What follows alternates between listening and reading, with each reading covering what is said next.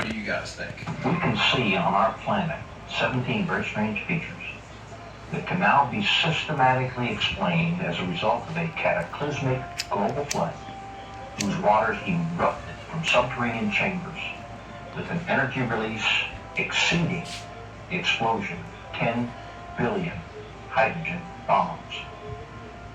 This explanation shows us just how rapidly major mountains formed. It explains coal and oil deposits, rapid continental drift, why ocean floors have huge trenches and hundreds of canyons and volcanoes. It explains the formation of the layered strata in most of the fossil record, the so-called ice ages, and major land canyons, especially the Grand Canyon. The pre-flood Earth probably had one very large supercontinent containing lush vegetation and minor mountains. According to the hydroplate theory, the pre-flood Earth had a lot of subterranean water, about half of what is now in our oceans. This water was in interconnected chambers forming a thin spherical shell, about half a mile thick, perhaps 10 miles below the Earth's surface.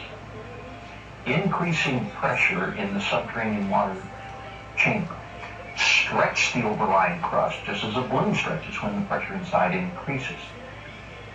Failure in the crust began with a microscopic crack, which grew in both directions at about 3 miles per second. The crack, following the path of least resistance, encircled the globe in about 2 hours. As the crack raced around the Earth, the overlying crust opened up like a rip in a tightly stretched cloth. The subterranean water was under extreme pressure because of the weight of the 10 miles of rock pressing down on it. So the water exploded violently out of the rupture.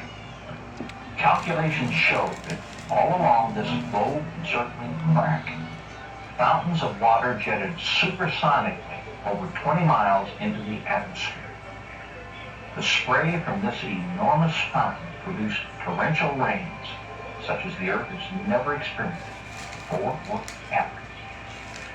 The Bible states that all the fountains of the great deep burst open on one day.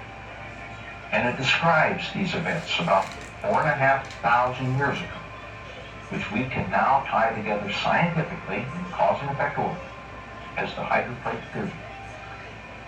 The fountains of the great deep and the expanding steam produced violent winds. Some of the water jetting high above the cold stratosphere froze into supercooled ice crystals and produced some massive ice domes, burying, suffocating, and instantly freezing many animals. The high-pressure fountains eroded the rock on both sides of the crack and even threw up the limy contents of many pre-flood seas. Huge volumes of sediments settled out of this muddy water all over the Earth. These sediments trapped and buried plants and animals, forming the fossil record.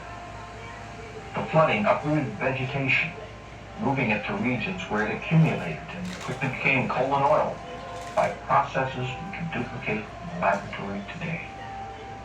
Experiments show that as erosion widened the rupture, its width became so great that the compressed rock beneath the subterranean chamber sprung up, giving birth to the mid-oceanic ridge that wraps around the Earth like the seam of baseball.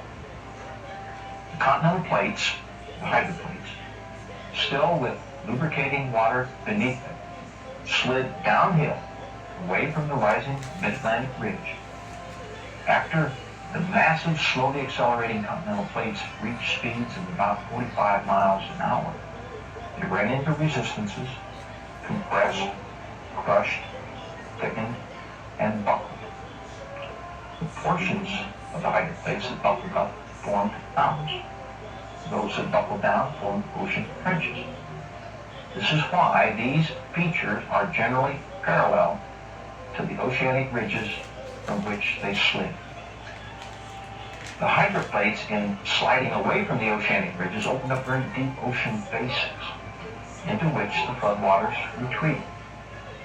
Every continental basin was naturally left brimful of water, producing many post-flood lakes. Each lake that grew from rainfall or drainage from higher elevation spilled over its rim at the lowest point of the rim. That eroded a little notch in the rim, allowing even more water to flow through the notch faster, cutting the soft flood-deposited sediments even deeper. This process accelerated until all the lake's water dumped through a very deep slit, forming a canyon. The largest of these was the Grand Canyon. North and east of the Grand Canyon was a huge lake that I have identified and named Grand Lake. Its dumping released more water than is in all 5 Great Lakes combined. Grand Lake spilled over its rim, over its dam, 20 miles south of Page, Arizona, catastrophically forming the Grand Canyon within a few weeks. I try to look at everything without bias.